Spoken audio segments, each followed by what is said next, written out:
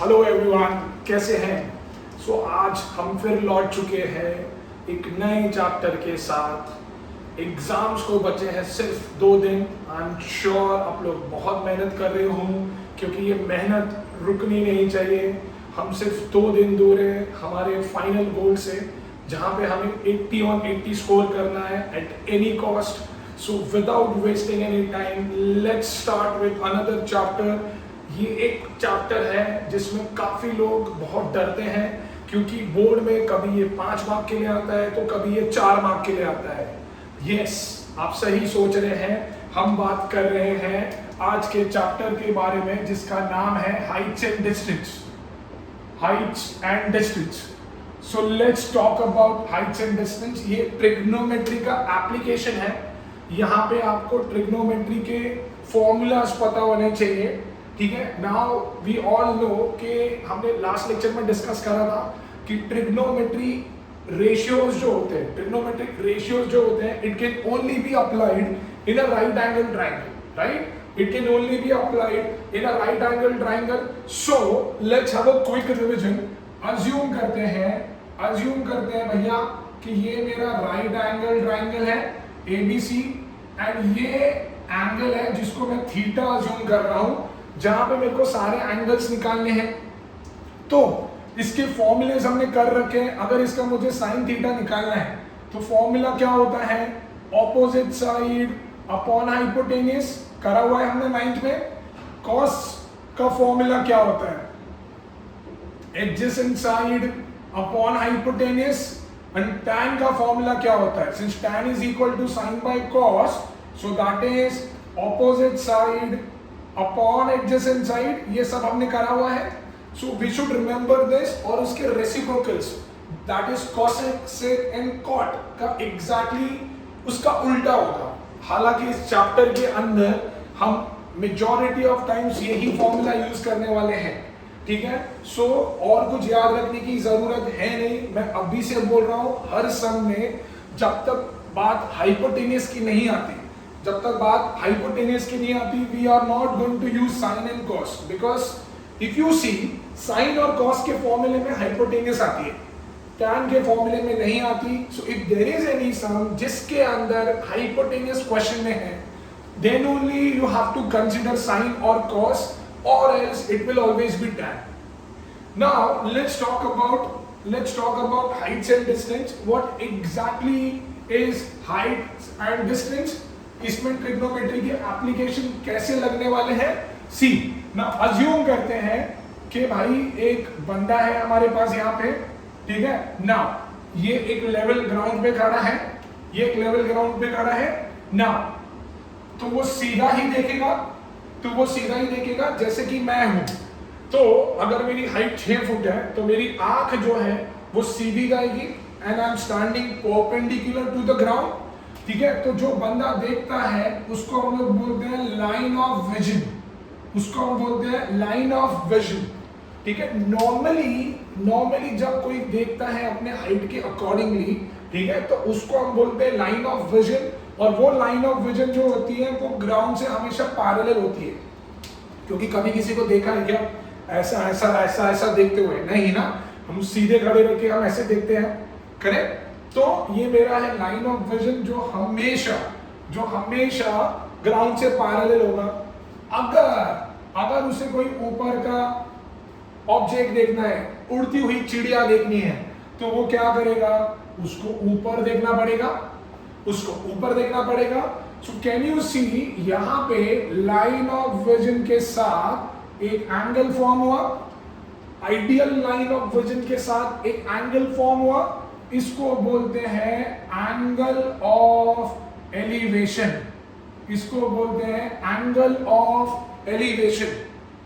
अगर यहां कोई ऑब्जेक्ट पड़ा हुआ है तो बंदे को यहां नीचे देखना पड़ेगा। तो again ideal line of vision के साथ एक एंगल फॉर्म हुआ, उसको बोलते हैं एंगल ऑफ डिप्रेशन वो नहीं है जो आजकल हम सब होते हैं, छोटी छोटी बातों में गर्लफ्रेंड छोड़ के चली गई, मैं डिप्रेस्ड हूं। नहीं, मैच में डिप्रेशन का मतलब होता है नीचे झुकाव, ठीक है। So angle of depression is the angle form with the line of vision downwards. मैं नीचे देख रहा हूं, मेरे लाइन ऑफ विजन से जो एंगल बन रहा है that is angle of depression. अगर मैं ऊपर देख रहा हूं तो मेरे लाइन ऑफ विजन के साथ जो एंगल बन रहा है that is angle of elevation. समझ में आ रहा है? ये चैप्टर में और कुछ भी नहीं, all you need to understand is the meaning of angle of elevation and angle of depression. And angle of depression पता होना चाहिए, that's it.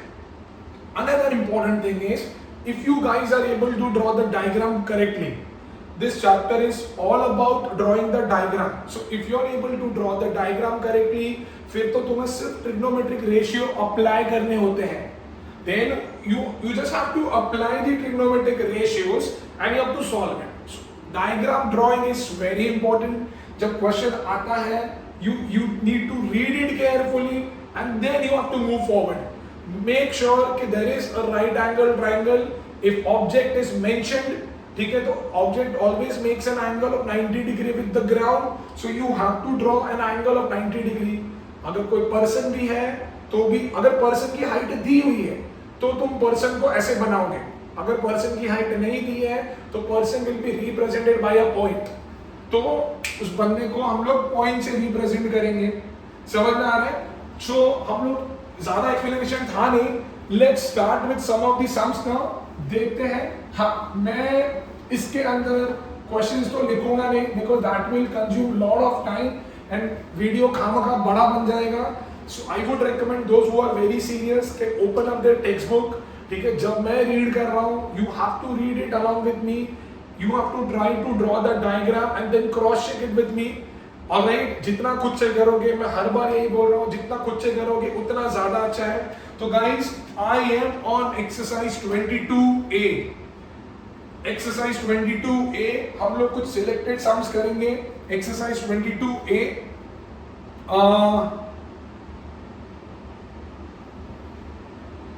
Alright, let's see sum number 6 now.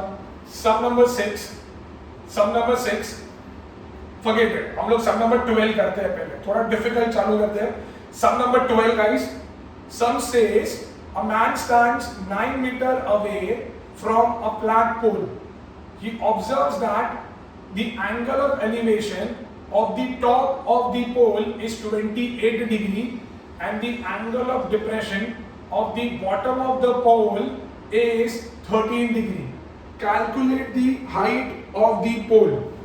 वो बोल रहा है कि एक आदमी है, he standing 9 metre away from the flag pole. Flag pole है भाई, फ्लैग पोल है। लेट्स से ये मेरा फ्लैग पोल है AB, ठीक है। अब वो कहीं दूर खड़ा है 9 मीटर अवे। लेट्स से यहाँ पे कहीं खड़ा है एट पोजीशन C, ठीक है। अगर ये यहाँ पे खड़ा है तो कहना इसे ये उसकी लाइन ऑफ विजन होगी, let's say that is E and he is standing at a distance of 9 meter. अब वो क्या कर रहा है, वो उस फ्लैग पोल के टॉप के साथ एंगल ऑफ एलिवेशन बना रहा है 28 डिग्री का, like this. Angle of elevation बन रहा है 28 डिग्री का, एंगल ऑफ एलिवेशन बन रहा है 28 डिग्री का एंड एंगल ऑफ डिप्रेशन बन रहा है बॉटम के साथ। एंगल ऑफ डिप्रेशन बन रहा है बॉटम के साथ, दैट इज 13 डिग्री का। तो उसने बोला find the height of the pole, find the height of the pole. Height मतलब मेरे को ये पूरा निकालना है।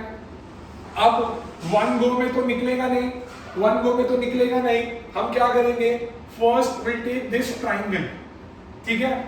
विल टेक दिस ट्राइंगल और मैं लगाऊंगा tan 28। अगर मैं tan 28 लगाता हूं, tan का फॉर्मूला होता है ऑपोजिट अपॉन एडजेसेंट, तो that will be AE by CE, ठीक है।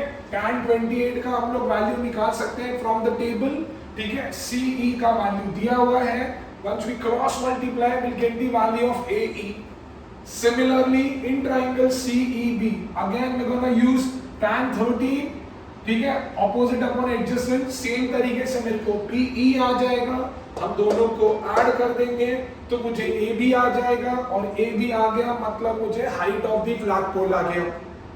समझ में आ रहा है मैं क्या बोल रहा हूँ? तो अभी मैं कैसे कर रहा हूं? I would say in triangle A C E, I would say tan 28 is equal to AE by CE.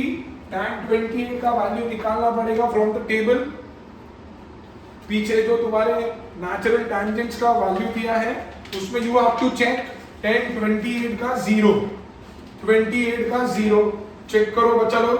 28 का 0 it is 0.5317, it is 0.5317। AE मुझे पता नहीं है, CE का वैल्यू 9 है, 9 वहां पे चला गया, 0.5317 into 9, 9 7s are 63, 6, 9 1s are 9, 15, 1, 9 3s are 27, 28, 2, 45, 47, 4.7853, जिसको मैं 2 डेसिमल में लिखूं तो 4.79 मीटर। ये तो मुझे सिर्फ AE आया है।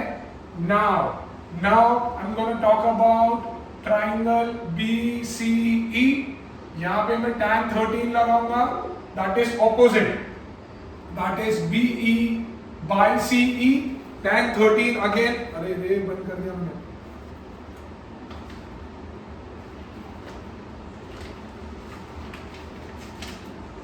tan 13 is 0.2309, 0.2309, that is equal to BE by 9, 9 वहां पे जाएगा तो 0.2309 into 9, 9 9s are 81, 9 3s are 27, 2, 20, so 2.0781, ठीक है। सो इसको मैं 2 डेसिमल में कन्वर्ट करूं 2.08 मीटर, ठीक है। नाउ सो आई से therefore AB is nothing but AE plus BE। AE का वैल्यू था 4.79, BE का वैल्यू था 2.08, so that is 6.87 meter, 6.87 meter। And do not forget to write the final answer, that therefore height of flagpole is 6.87 meter, 6.87 meter। समझ में आ रहा है? आई don't think ये exercise में और कोई ऐसा सम है जो करने जैसा है। हाँ, एक कर सकते हैं सम नंबर 7, ये बहुत सारे प्रीलिम्स में आता है। सम नंबर 7 सेम एक्सरसाइज का। The upper part of a tree broken over by the wind makes an angle of 45 degree with the ground। मतलब let's assume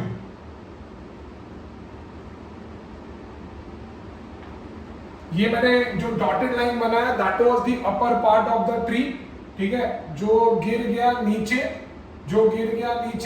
ठीक है, जो गिर गया नीचे और ग्राउंड के साथ उसने 45 डिग्री का एंगल बनाया, और ग्राउंड के साथ उसने 45 डिग्री का एंगल बनाया।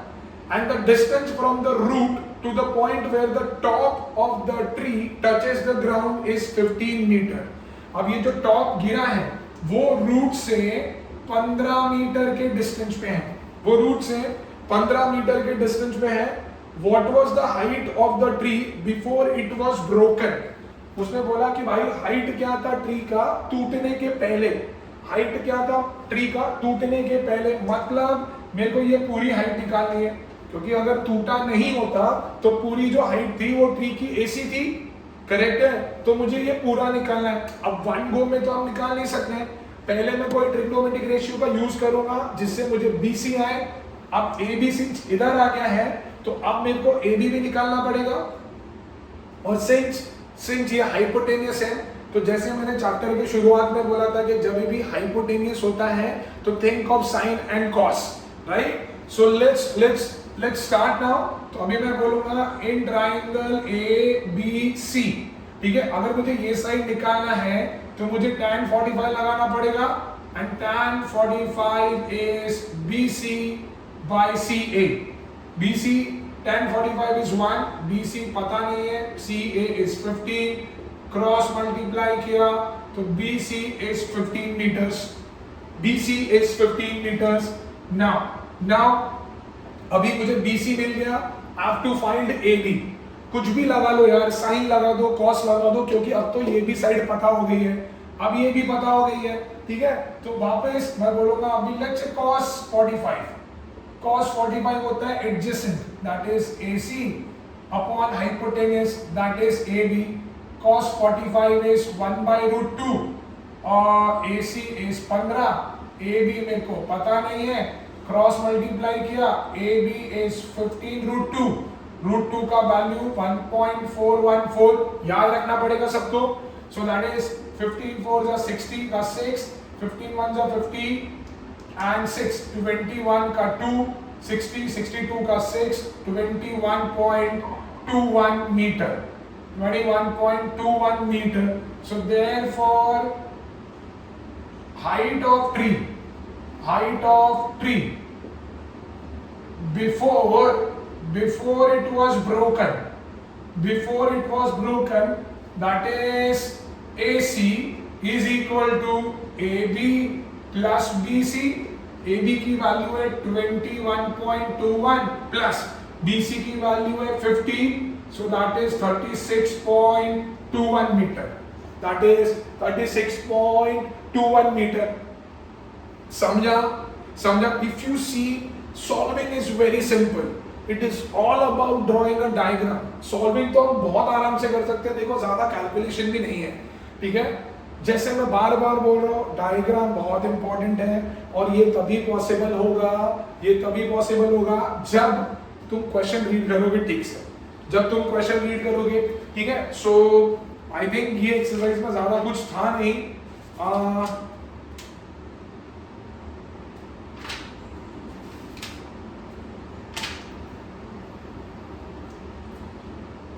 Okay, let's go to next exercise. I suppose, yes, let's go to next exercise. Exercise B.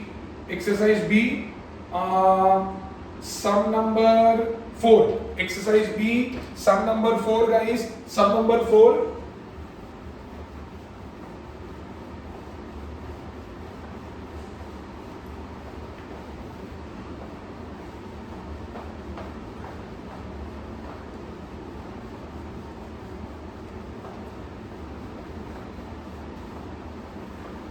Exercise B, sum number 4.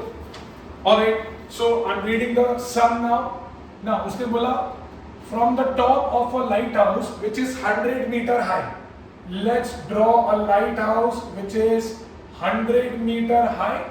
The angle of depression of two ships are observed as 48 degree and 36 degree respectively. Find the distance between the two ships. ठीक है, angle of depression बन रहा है दो ships के बीच में like this. ठीक है, let's say C and D represent the position of two ships. उसने बोला एक लाइट हाउस है, लाइट हाउस 100 मीटर हाई है. अब अगर कोई बंदा लाइट हाउस पे है तो उसका लाइन ऑफ विजन तो इधर है. अब वो एंगल ऑफ डिप्रेशन बना रहा है दो शिप्स के साथ. पहला है 48 और दूसरा है 36. अब प्रॉब्लम क्या है ना, लोगों को ये समझ नहीं आता कि कहां पे कौन सा एंगल लिखे. हमेशा याद रखना जो सबसे बड़ा एंगल होगा it will always be closer. क्योंकि अगर मैं ऊपर हूं, ठीक है, तो मैं दूर देख रहा हूं, ठीक है, तो मेरा जो एंगल होगा वो छोटा होगा और जैसे जैसे मैं नजदीक आऊंगा वैसे वैसे मेरा एंगल बड़े होता जाएगा. ठीक है, तो यह नहीं समझ में आ रहा, खाली इतना याद रखो कि बड़ा एंगल जो होगा it will always be closer. ठीक है, बड़ा angle will always be closer. तो जो पहला एंगल है 48, तो देखो ये रहा पहला एंगल ऑफ डिप्रेशन, तो ये बना 48 डिग्री. अग्रीड. अब ये और ये मुझे पता है कि लाइन ऑफ विजन और ग्राउंड हमेशा पैरेलल होता है, तो ये 48 है तो ये भी तो 48 हुआ. दूसरे के साथ एंगल बना रहा है 36 डिग्री, तो ये 36 है तो ये भी तो 36 हुआ ना. तो अभी करना क्या है, उसने बोला है दो क्वेश्चन पूछे. Find the distance between the two ships to the nearest meter when two ships are on the same side of the tower. दूसरा, two ships are on the opposite side of the tower.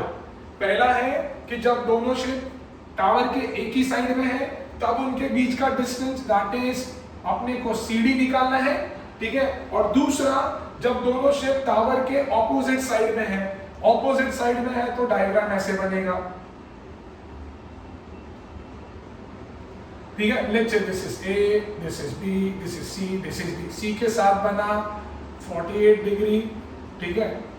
यहाँ पे बना 36 degree. So like this. तो करना दोनों में same है, ठीक है। यहाँ पे CD निकालना है तो पहले मेरे को क्या मिलेगा, पहले मेरे को मिलेगा BC, फिर मेरे को मिलेगा BD, फिर दोनों को माइनस करो। पहले मुझे मिलेगा BC, फिर मिलेगा BD, फिर दोनों को माइनस करो। और यहाँ पे सेकेंड केस के लिए वापस सॉल्व करने की जरूरत नहीं है। हम लोग बोलेंगे जब शिप्स ऑपोजिट साइड में है तब उनके बीच का distance will be BC plus BD। समझ आ रहा है? सो देखो, let's do it.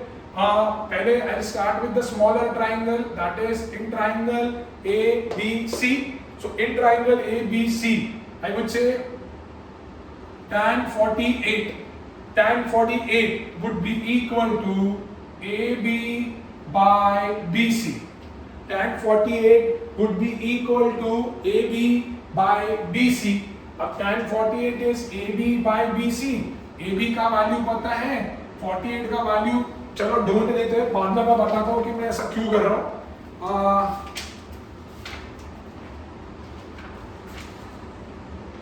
Alright, 48 is 1.1106. 1.1106. This is 100 upon BC.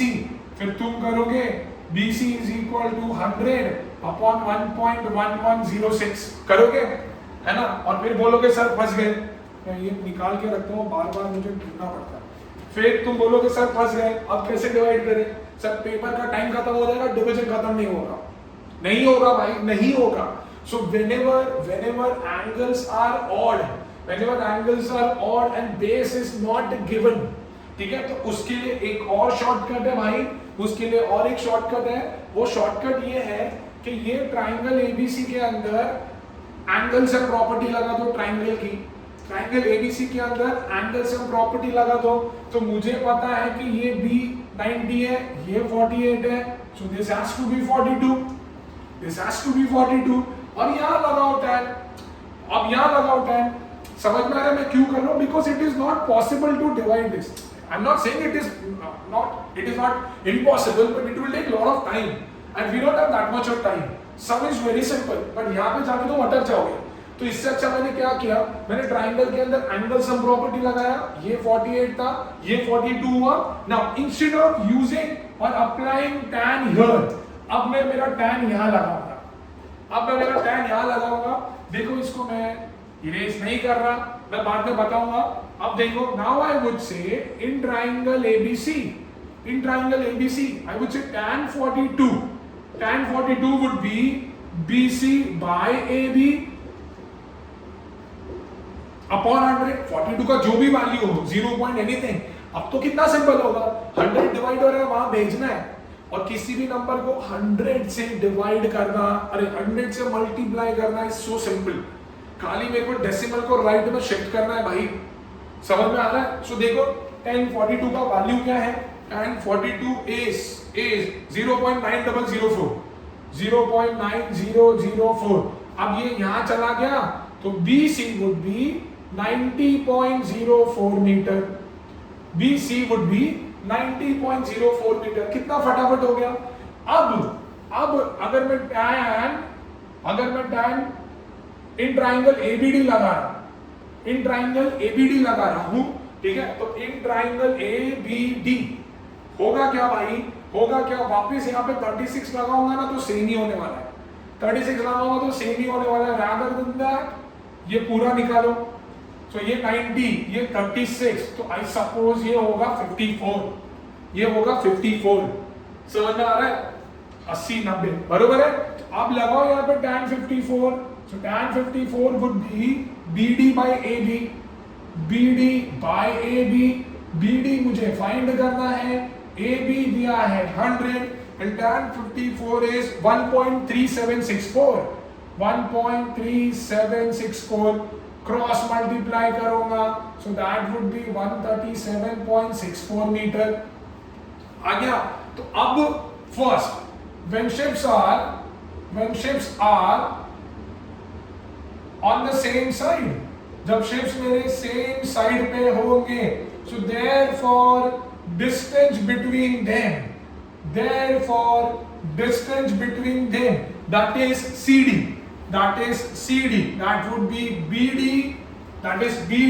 minus BC, ठीक है। तो BD आया 137.64, BC आया 90.04, तो भाई 60 और 47.60, राइट।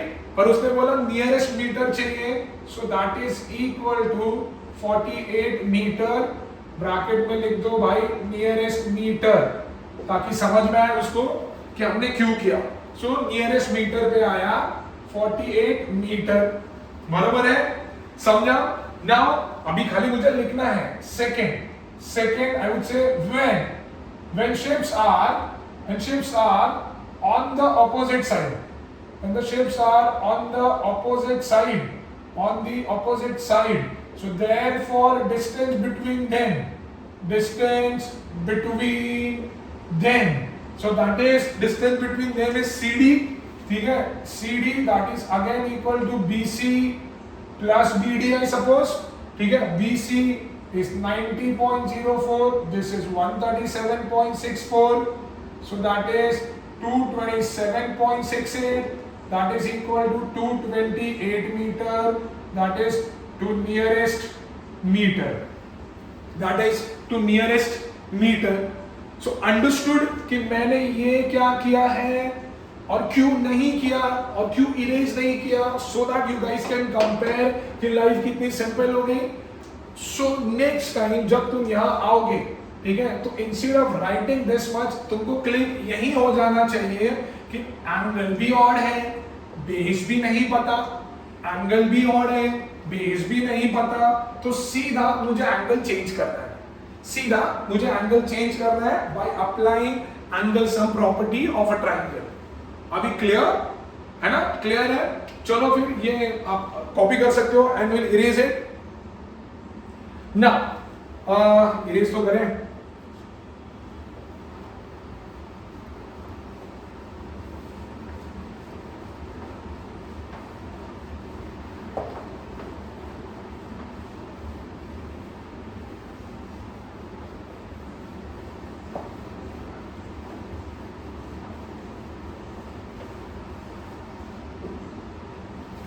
और नेक्स्ट इज मेरा फेवरेट सम है, ठीक है। हम लोग हमेशा ये सम करते हैं। सम नंबर 11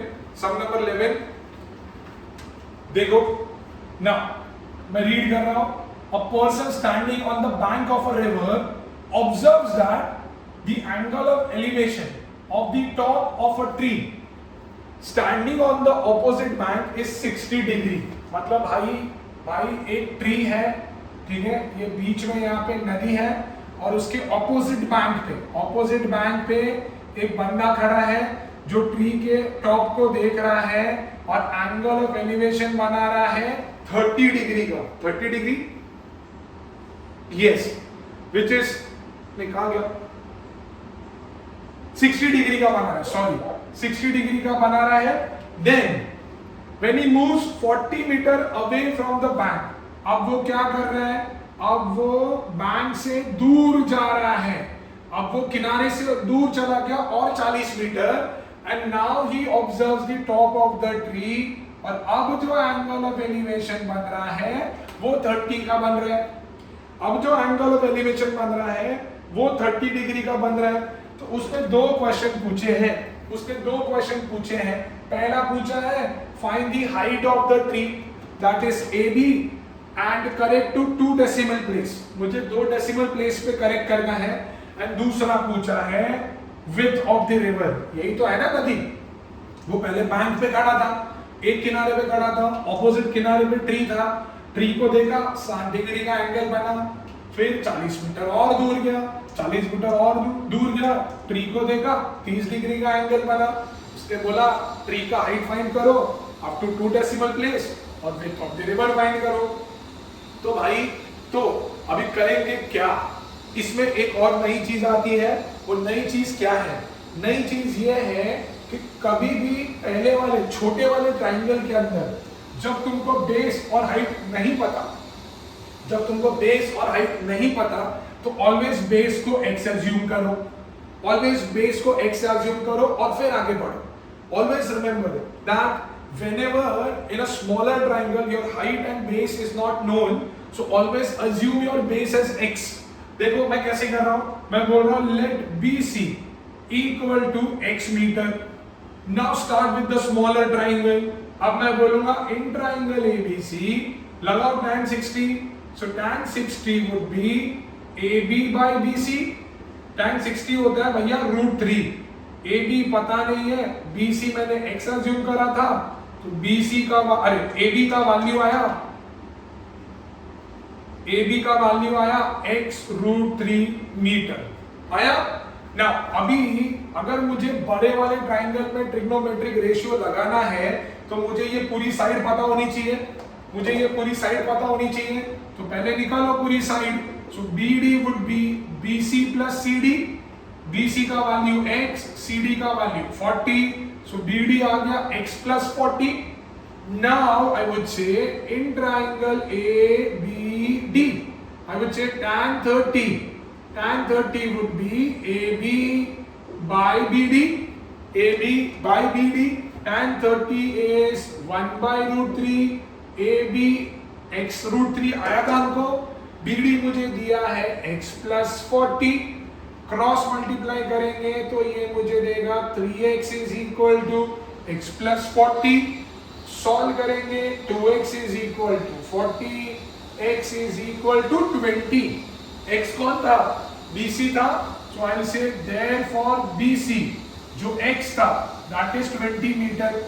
उसने पूछा था ना width of the river, so I will say therefore width of the river, therefore width of the river is 20 metre.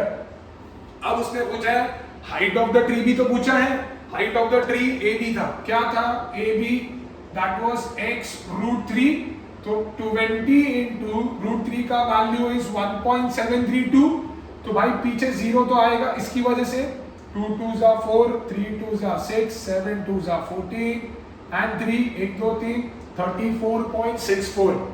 उसने बोला 2 डेसिमल तक करो, तो भाई ये निकाल दिया, तो भाई हाइट ऑफ द ट्री भी आ गया है।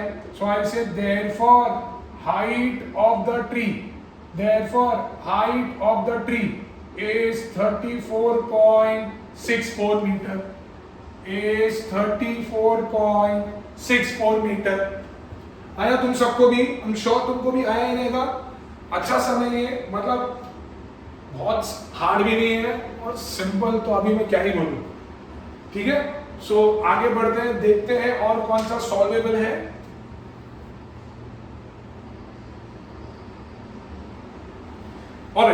Alright, there is one more sum number 13, थोड़ा प्रूविंग का सम है ये। देखो, the length of the shadow of a tower standing on a level ground is found to be 2y meters longer when the sun's altitude is 30 degree than when it was 45 degree। मतलब भाई एक tower है, ठीक है, अभी उसका shadow बन रहा है और उसके शैडो के साथ 2 एंगल ऑफ एलिवेशन बन रहे हैं। ठीक है, चलो पहले वो दोनों एंगल ऑफ एलिवेशन बना देते हैं, फिर बात करते हैं। ठीक है, ये टावर है तो 90 डिग्री होगा। अब उसने क्या बोला है, लेट्स अज्यूम करो ये C है और ये D है। उसने क्या बोला है, the length of the shadow of a tower standing on a level plane is found to be 2y meters longer when the sun's altitude is 30 degree than when it was 45 degree। मतलब obviously ये 30 degree होगा और ये 45 degree होगा। उसने बोला prove that the height of the tower is, मैं समझा रहा हूँ, prove that the height of the tower is y into √3 plus 1 meter। भैया यहाँ पे हाइट ऑफ द टावर कौन है? ए बी है। तो मेरे को ये प्रूव करना है कि हाइट ऑफ द टावर जो है ना वो y into root 3 plus 1 meter है, वो y into root 3 plus 1 meter है। अब मैं क्वेश्चन समझाता हूँ। वो बोल रहा है कि भाई इस शैडो के साथ सन के ऑल्टीट्यूड का जो एंगल बन रहा है ना वो 45 डिग्री है, ठीक है, बन रहा है। अब जब सन का ऑल्टीट्यूड 45 डिग्री पे तो शैडो कौन सी बन रही है? सन का ऑल्टीट्यूड जब 45 डिग्री है तो शैडो बन रही है BC। अब सन का ऑल्टीट्यूड जब 30 डिग्री है, ठीक है, तो शैडो कौन सी बन रही है? वो बन रही है BD, वो बन रही है BD। तो उसने बोला कि जब ऑल्टीट्यूड 30 डिग्री है तो जो शैडो बन रही है ना उसका लेंथ दैट इज BD, उसका length that is BD, that is 2y metres more, that is 2y metres more जब सन का ऑल्टीट्यूड 45 डिग्री है और जो शैडो बन रही है। ओ सर क्या कॉम्प्लिकेट कर रहे हो सर, सीधा सीधा क्यों नहीं बोल रहे हैं? ठीक है ठीक है ठीक है, मान गया, सीधा बोलता हूं। जब सन का ऑल्टीट्यूड 30 डिग्री है तो भाई मुझे बताओ कि शैडो कौन सी है? BD है, ठीक है, BD है। जब सन का ऑल्टीट्यूड 45 डिग्री है तो शैडो कौन सी बन रही है? BC है, ठीक है भाई, है। अब उसने सब में सीधा बोला है कि 30 डिग्री के एंगल पे जो शैडो बनी उसका लेंथ 45 डिग्री पे जो शैडो बन रही है उसके लेंथ से 2y मीटर ज्यादा है, उसके लेंथ से 2y मीटर ज्यादा है। 30 डिग्री के एंगल पे जो शैडो बनी उसका लेंथ 45 डिग्री के एंगल पे जो शैडो बनी उसके लेंथ से 45 डिग्री ज्यादा 2y मीटर ज्यादा है, 2y मीटर ज्यादा है। अब मैं फिर नहीं बोल रहा हूं, रिवाइंड करो, वापस देखो, ठीक है। तो 2y मीटर ज्यादा है, ये उसने बोला है। अब भाई coming back here and coming back here, यहाँ पे मैंने एक चीज बोली थी कि जब ट्राइंगल में, छोटे वाले ट्राइंगल में जब ना हाइट पता है ना बेस पता है तो हाइट को x अज्यूम करो, हाइट को x अज्यूम करो भाई। तो मैंने बेस को x अज्यूम करो, तो यहाँ पे मैं बोल रहा हूँ, ठीक है, ये गिवन है, मैं यहाँ पे लिख देता हूँ, दिस इज गिवन। अब मैं यहाँ पे बोल रहा हूँ let BC equal to x meter, let BC equal to x meter. अब चालू करो, मैं बोलूंगा स्मॉलर ट्राइंगल ABC के अंदर मैं सीधा tan 45 लगा रहा हूं, so tan 45 would be AB by BC, बराबर ना। tan 45 इज 1, AB पता नहीं है, BC x अज्यूम करा, AB का वैल्यू आ गया x मीटर, AB का वैल्यू आ गया x मीटर, राइट। अभी अगर मुझे ABD चाहिए तो मुझे BD चाहिए रहेगा। अब BD क्या होता है? BD होता है BC, BD ऑलरेडी गिवन है, BC plus 2y, BC plus 2y। अब BC मैंने x से अज्यूम करा है, so that is x plus 2y। अब लगाओ बड़े वाले ट्राइंगल में, so in triangle ABD I would say tan 30 would be AB upon BD। tan 30 होता है 1/√3, AB अपने को आया था x and this is x plus 2y, है ना। क्रॉस मल्टीप्लाई करेंगे भाई तो आएगा x plus 2y equal to √3x, x उधर चला गया, so √3 into x minus x, √3 common, sorry x common, so √3 minus 1, तो x क्या आएगा? x आएगा 2y अपॉन √3 माइनस 1, आ रहा है। x इज √3 माइनस 1 मल्टीप्लाई होगा, वहां जाएगा तो डिवाइड हो गया, क्लियर है। और x क्या था भाई? x हमने किसको अज्यूम किया था? AB भी तो था मेरा, तो इस x के बदले मैं लिखूंगा AB, डिनोमिनेटर में सड है तो उसको हम करेंगे रैशनलाइज, उसको हम करेंगे रैशनलाइज, तो ये मुझे मिलेगा 2y into √3 plus 1 upon 2, because this is a minus b, a plus b, which will give me a square minus b square। Solve करोगे 2 आएगा, 2 से 2 कटेगा, 2 से 2 कटेगा, so therefore ab का वैल्यू आएगा y into √3 plus 1 meter. so therefore मैंने prove कर दिया कि हाइट ऑफ द टावर जो है वो y इंटू √3 प्लस 1 मीटर है, y इंटू √3 प्लस 1 मीटर है। क्लियर है? आगे बढ़िए। ठीक है भाई, आगे बढ़ते हैं।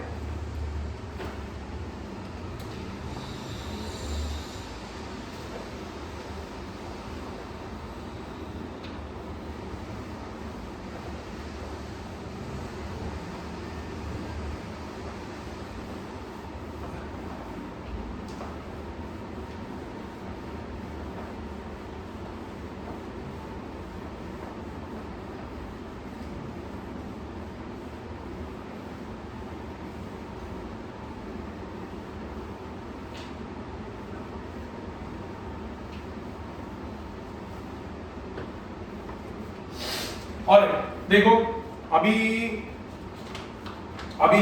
सम नंबर 9 कर रहे हैं। आजकल मैंने देखा है स्पीड, डिस्टेंस और टाइम के सम्स बहुत आते हैं एग्जाम में। ठीक है, सिंपल भी होते हैं। जिसको स्पीड, डिस्टेंस, टाइम का कंसेप्ट पता है वो जरूर कर सकता है। ठीक है, मैं रीड कर रहा हूँ, सम बहुत बड़ा है, तुम भी ध्यान दो, टेक्स्ट बुक में रीड करो। A man on a cliff observes a boat at an angle of depression 30 degree which is sailing towards the shore to the point immediately beneath him। मतलब भाई एक क्लिफ है, ए बी एक Cliff है। ठीक है, अब वो क्या कर रहा है, यहाँ पे एक मैन है, आइडियली उसका लाइन ऑफ विजन यहाँ होगा, वो एक बोट को देख रहा है, और उसका एंगल ऑफ डिप्रेशन बन रहा है 30 डिग्री। ठीक है, एंड देन ये जो बोट है ये इसके तरफ आ रही है, it is moving towards this Cliff. 3 minutes later the angle of depression of the boat is found to be 60 degree. ठीक है, मतलब अब मेरा एंगल ऑफ डिप्रेशन हुआ 60 डिग्री डीप है। अब उसको यहां से यहां पे आने के लिए टाइम लगा है भैया 3 मिनट्स, टाइम लगा है उसको 3 मिनट्स। ठीक है, assuming that boat sails at a uniform speed, determine how much more time it will take to reach the shore। ठीक है, assuming हमको ये assume करना है कि बोट जो है वो सेम स्पीड से चल रही है। जब उसको यहां से यहां पे आने को 3 मिनट लग रहा है ना, तो उसने बोला कि उसको यहां से यहां पे पहुंचने को कितना टाइम लगेगा, यहां से यहां पे पहुंचने को कितना टाइम लगेगा। दूसरा क्वेश्चन पूछा है कि भैया find the speed of the boat in meter per second. अगर ये क्लिफ का हाइट इज 500 मीटर, अगर ये क्लिफ का हाइट इज 500 मीटर। क्वेश्चन समझा? क्वेश्चन समझा क्या?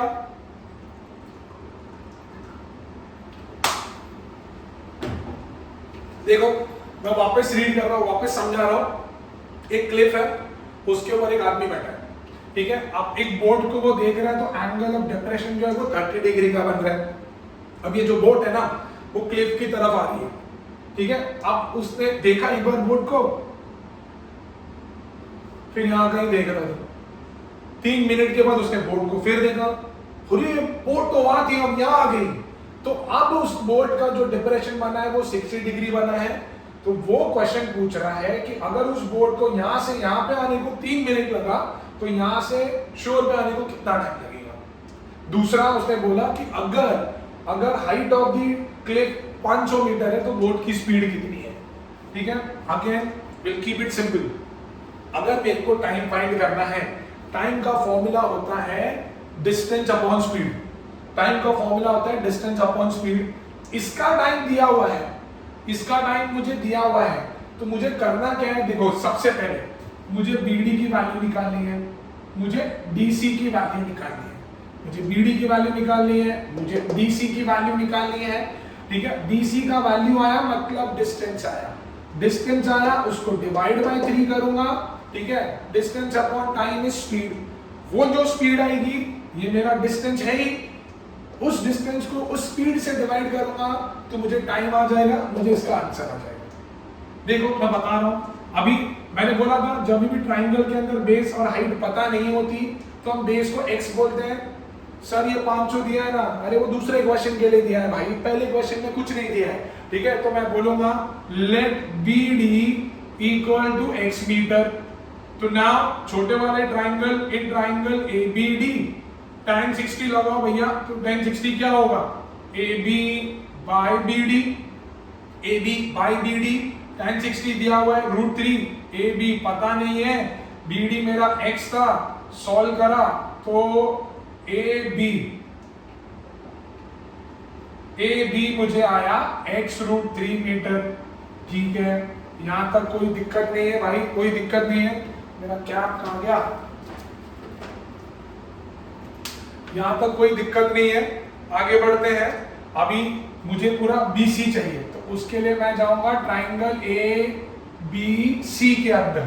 ठीक है, अब मैं वहां पे बोलूंगा tan 30 भैया, तो tan 30 क्या होगा? AB बाय BC, tan 30 होता है 1/√3, AB का वैल्यू आया x√3 by BC, cross multiply किया, BC आ गया 3x। देखो मेरे को BD को मैंने डिस्टेंस अज्यूम कर लिया x, मुझे DC निकालना है, तो अब DC निकालना है तो मैं क्या करूंगा? DC would be BC minus BD, so 3x minus x, so that is 2x meter. DC मुझे मिल गया है 2x मीटर, समझ में आ रहा है? तो मेरे को DC डिस्टेंस मिल गया, so can we find the speed? अब मैं बोलूंगा speed of the boat that is equal to distance upon time, और अपना यहाँ पे distance is DC upon time, that is 3, DC का 2x अपॉन 3, ये आ गया है मीटर पर मिनट, क्योंकि ये मिनट में दिया हुआ है, तो ये आ गया मीटर पर मिनट, राइट? अब मैं लिखूंगा time taken to reach to the shore पे पहुंचने के लिए उसको कितना टाइम लगेगा? टाइम चाहिए। टाइम का फॉर्मूला होता है डिस्टेंस अपॉन स्पीड। तो भैया इस डिस्टेंस यहाँ पे इस BD, और BD हमने अज्यूम करा था x अपॉन स्पीड मुझे मिली हुई है, that is 2x upon 3, fraction upon fraction है, नीचे का फ्रैक्शन उल्टा हो गया, x से x कट गया, 3/2 का मतलब होता है 1.5 मिनट। 3/2 का मतलब होता है 1.5 मिनट, मतलब उसको यहां से यहां पे पहुंचने को और 1.5 मिनट्स लगेंगे। पहला आंसर खत्म, फिनिश। अब उसने पूछा कि हाइट ऑफ द टावर, भाई height of the tower is 500, ठीक है? तो मुझे फाइंड करना है speed of the boat, speed of the boat. अगर हाइट, पहले मेरे को AB आया था, ठीक है, मुझे AB आया था, अब मैं 500 को कहां रखूं? अगर ये 500√3 हुआ तो ये 500√3, तो ये हो जाता 1500। BD x है, ये 500 है, तो 500 by x√3 AB would have been okay. अब मेरे को मतलब इसको दो तरीके से करते हैं। कभी कभी ये लोग क्या करते हैं कि 500 का वैल्यू सब्स्टिट्यूट करके ही पहला और दूसरा सॉल्व करते हैं, ठीक है? मैंने नहीं किया। तो अब मेरे को अगर 500 यूज करना है, ठीक है, तो मैं क्या करूंगा? अगर मेरे को स्पीड निकालनी है, मुझे इसका टाइम पता है,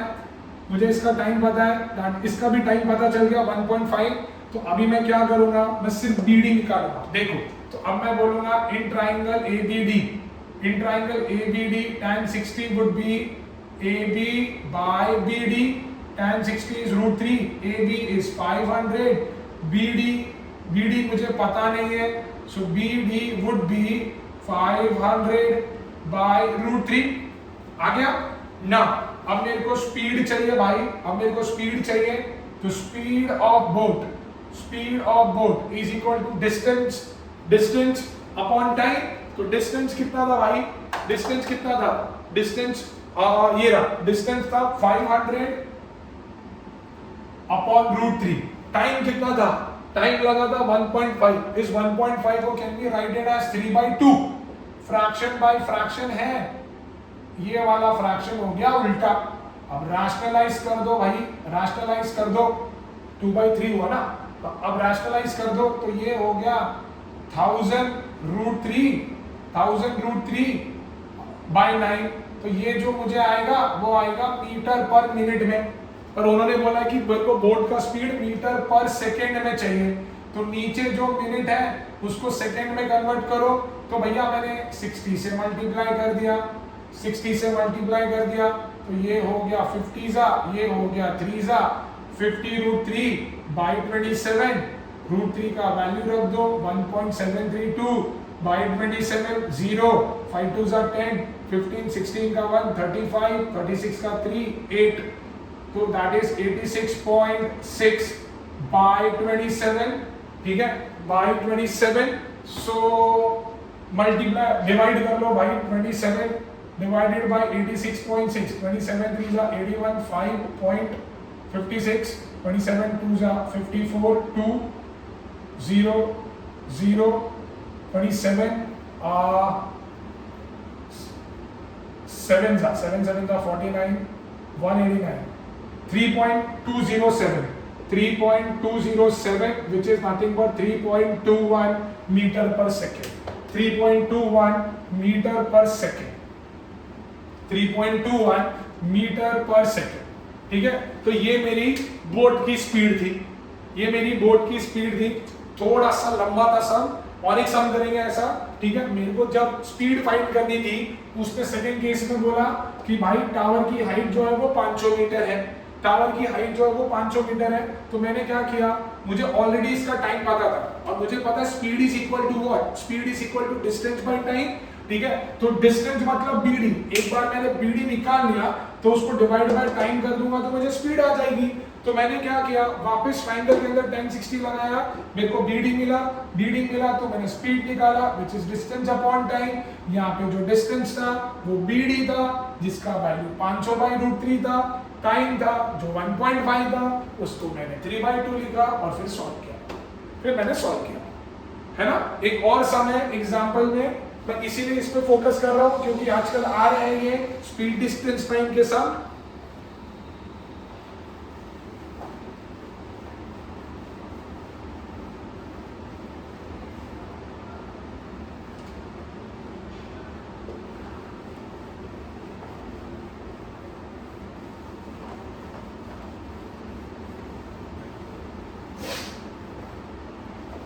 See, alright,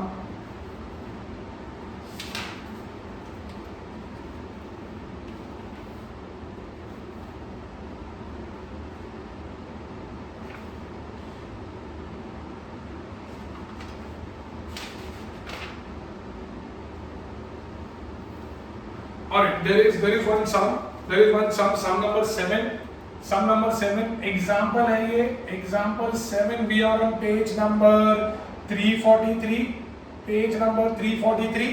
देखो, a man on the top of a vertical observation tower, एक vertical observation tower है, observes a car moving at a uniform speed coming directly towards it, ठीक है। एक कार को उसने देखा रहेगा जो उसके तरफ ही आ रही है, ये उसका लाइन ऑफ विजन रहेगा, ठीक है।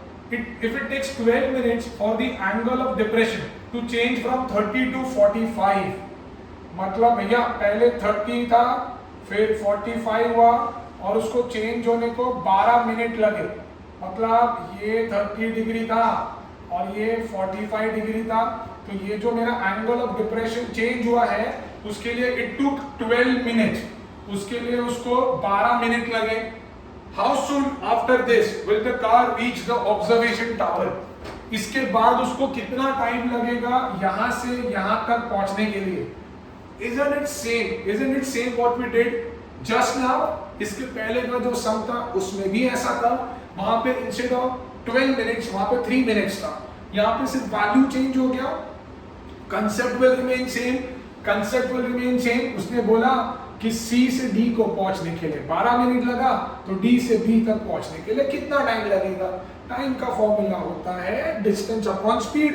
तो अभी मैं क्या करूंगा, पहले इस वैल्यू से मैं स्पीड निकालूंगा, स्पीड होता है डिस्टेंस अपॉन टाइम। अगर मुझे CD मिल गया, डिवाइड बाय 12 करो तो मुझे स्पीड आ जाएगा। अगर मुझे BD मिल गया, डिवाइड बाय दैट स्पीड करो तो मुझे टाइम आ जाएगा। वापस मैं बोलूंगा let BD equal to x meter, BD equal to x meter. तो अब मैं बोलूंगा in triangle ABD, in triangle ABD tan 45 which is opposite upon adjacent, tan 45 is 1, AB मुझे पता नहीं है, BD is x, value AB का वैल्यू is x मीटर। Now अभी let's talk about triangle ABC now. So in triangle ABC tan 30 would be equal to AB by BC. Tan 30 is 1 by root 3. AB is x by BC. So BC would be x root 3. बराबर है? Now अब मेरे को DC चाहिए. So DC would be BC minus BD. X root 3 minus x common, root 3 minus 1. ठीक है? So now I'll say speed of the car. Speed is equal to distance मतलब DC upon time, that is 12.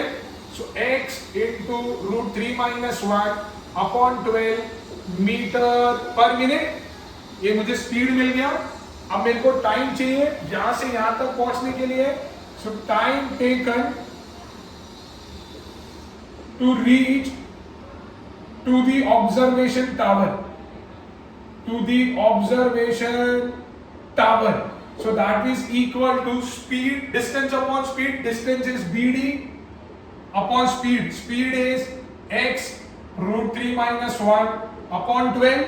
BD मैंने assume किया था x, तो x और ये fraction उल्टा हो गया, x into root 3 minus 1 cut गया, रैशनलाइज करेंगे root 3 plus 1, इसको सॉल्व करेंगे तो 12 into root 3 plus 1, this is 2, this is 6, 1.732 plus 1, 2.732, multiply करो, 6 2s are 12, 1, 6 3s are 18, 19, 1, 42, 43, 4, 16.392, that is 16.39 minutes लगेंगे।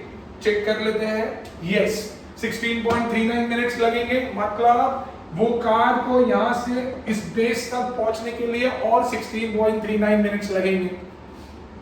समझ में आ रहा है स्पीड डिस्टेंस कैसे करना है? एक और सम करते हैं उसके नेक्स्ट वाला एग्जांपल।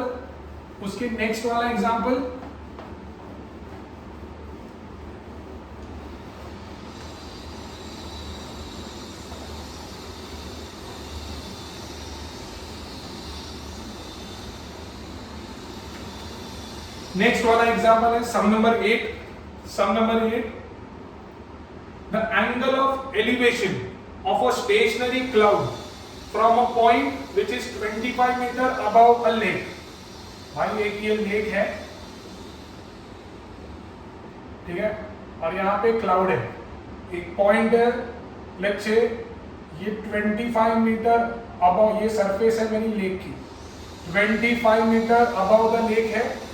आइडियली उसका एंगल ऑफ एलिवेशन ऐसा होना चाहिए, लाइन ऑफ विजन ऐसा होना चाहिए। I am reading it again, the angle of elevation of a stationary cloud from a point which is 25 metre above the lake. तो 25 metre ऊपर, lake के ऊपर एक पॉइंट है जहां से क्लाउड का एंगल ऑफ एलिवेशन बन रहा है, that is 30 degree, and angle of depression of its reflection in the lake, मतलब ये तो कहना से ये मेरी हाइट ऑफ द क्लाउड हो गई, दैट इज CD, ठीक है। अब रिफ्लेक्शन उसका बनेगा यहाँ पे, अगेन इसके अंदर भी फिजिक्स आता है, उसने बोला उसका जो इमेज बन रहा है उसके साथ जो डिप्रेशन बन रहा है that is 60 degree. Fine, what is the height of the cloud above the lake level? What is the height of the cloud above the lake level? मतलब मुझे ये फाइंड करना है। थोड़ा कॉम्प्लिकेटेड क्वेश्चन है, I read it again for you guys. वापस read कर रहा हूं। उसने बोला एक लेक है, लेक के 25 मीटर ऊपर एक पॉइंट है जहां से क्लाउड का एंगल ऑफ एलिवेशन बन रहा है 30 डिग्री, और उसी क्लाउड का जो पानी में रिफ्लेक्शन गिर रहा है उसके साथ एंगल ऑफ डिप्रेशन बन रहा है 60 डिग्री। तो उसने बोला कि क्लाउड की हाइट फाइंड करो कि वो पानी के सरफेस से कितना ऊपर है। तो कहना से ये मेरी हाइट है CD जो पानी के सरफेस के ऊपर है, तो वो मुझे फाइंड करनी है। ये मेरा आइडियल लाइन ऑफ विजन था जो हमेशा परपेंडिकुलर होता है। तो भाई ये मैंने F बोला, ठीक है ना। अभी इसके अंदर फिजिक्स ये है कि रिफ्लेक्शन के अंदर इमेज का डिस्टेंस और ऑब्जेक्ट का डिस्टेंस हमेशा सेम होता है। तो क्लाउड की हाइट जितनी ऊपर होगी ना लेक के, उतना ही अंदर उसका रिफ्लेक्शन बनेगा। मतलब आई वुड से यहाँ पे I would say that CD equal to DE by law of reflection, by law of reflection, ठीक है। Not exactly a law, but मैं ऐसा लिख रहा हूं by law of reflection CD और DE तो सेम होगा भैया। अभी can you see quadrilateral ABDF, ABDF दिख रहा है, उसके अंदर angle A, angle D, angle F 90 है, तो बचा हुआ एंगल B भी तो 90 होगा। तो कहना इसे quadrilateral ABDF is a rectangle। Can I say that ABDF is a rectangle? बोल सकते हैं। अब मुझे पता है कि रेक्टेंगल की ऑल साइड्स आर इक्वल, तो अगर ये 25 है तो ये भी तो 25 होगी। तो मैं बोल रहा हूं therefore AB is equal to DF, that is 25 meter, that is opposite sides of rectangle, opposite sides of rectangle। अब मैं क्या कर रहा हूं, मैं बोल रहा हूं CF को x अज्यूम कर रहा हूं, ऐसे let CF is equal to x meter. तो CD कितना हो जाएगा, CD will be CF plus FD, so that is x plus 25 meter CD हो गया ना। तो कहना इसे therefore DE भी तो x plus 25 हो जाएगा। अभी यहाँ पे मैंने लिखा है ना कि CD और DE इक्वल है, तो CD अगर मेरा x plus 25 है, CD अगर मेरा x plus 25 है, सो DE भी x plus 25 होगा, DE भी x plus 25 होगा। अब now can you see triangle ACF, लगाओ उसके अंदर tan 30 होगा CF upon AF। tan 30 is 1 by root 3, CF मैंने x बोला अपॉन AF, तो AF would be x root 3 meter, AF would be x root 3 meter. अभी मुझे ट्राइंगल AFE के अंदर लगाना है, सो इन ट्राइंगल AFE के अंदर लगाना पड़ेगा। उसके लिए मुझे FE की जरूरत है, तो FE मुझे कैसे मिलेगा, FE would be FD plus DE, FD का वैल्यू इज 25, DE मुझे आया x plus 25, उसको अगर मैंने ऐड किया so that is x plus 50 meter. अब हम लगा सकते हैं tan 60, so tan 60 would be opposite, that is EF upon AF। now tan 60 is root 3, EF मुझे आया x plus 50 और AF आया था x root 3। सॉल्व करेंगे तो 3x is equal to x plus 50, x का वैल्यू आएगा 25 मीटर।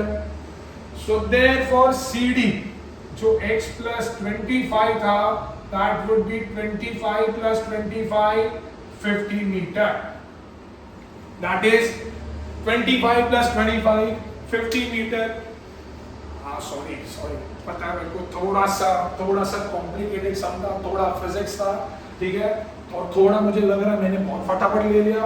वापस आते हैं भाई, कोई घाई नहीं अपने को, क्योंकि we are almost done. I don't think so मुझे इसके बाद कुछ करने की जरूरत है, क्योंकि मैंने सारे अलग अलग टाइप तो मैंने कवर कर लिए हैं। बाकी जो बचता है वो तुमको खुद से करना पड़ेगा, ठीक है। जब तक खुद से नहीं करोगे नहीं आएगा भाई, नहीं आएगा, ठीक है। सो देखो उसने बोला था कि लेक के ऊपर एक पॉइंट है जो 25 मीटर ऊपर है, क्लाउड के साथ वो 30 डिग्री का एंगल ऑफ एलिवेशन बना रहा है, उसका रिफ्लेक्शन जो पानी में गिर रहा है, ये उसका रिफ्लेक्शन है, उसका रिफ्लेक्शन जो पानी में गिर रहा है उसके साथ एंगल ऑफ डिप्रेशन बन रहा है 60 डिग्री का, ठीक है। तो उसने बोला कि क्लाउड का हाइट कितना है पानी के ऊपर, मतलब मुझे CD निकालना था। अब ये तो मैंने रेक्टेंगल प्रूव कर दिया, रेक्टेंगल की ऑपोजिट साइड इक्वल होती है, तो ये 25 तो ये भी 25 ना। फिर मैंने इसको x एज्यूम करा तो ये हो जाएगा पूरा x + 25। अब मुझे पता है कि रिफ्लेक्शन का लॉ है कि ऑब्जेक्ट का डिस्टेंस और इमेज का डिस्टेंस सेम होता है, तो भाई अगर ये ऑब्जेक्ट x + 25 मीटर दूर है तो इमेज भी x + 25 मीटर दूर होगी, तो ये भी x + 25 हो गया। फिर यहाँ पे मैंने ACF के अंदर tan 30 लगाया, मुझे AF मिला। फिर मुझे AF E के अंदर लगाना था, उसके लिए मुझे FE की जरूरत थी, तो मैंने FE के लिए FD और DE को ऐड किया तो मुझे x + 50 आया, और फिर यहाँ पे मैंने tan 60 लगाया और सॉल्व किया। So again to sum up this, again I'm telling you this, that you have to draw the diagram, you should be able to draw the diagram, and that will only be possible when you read the question correctly.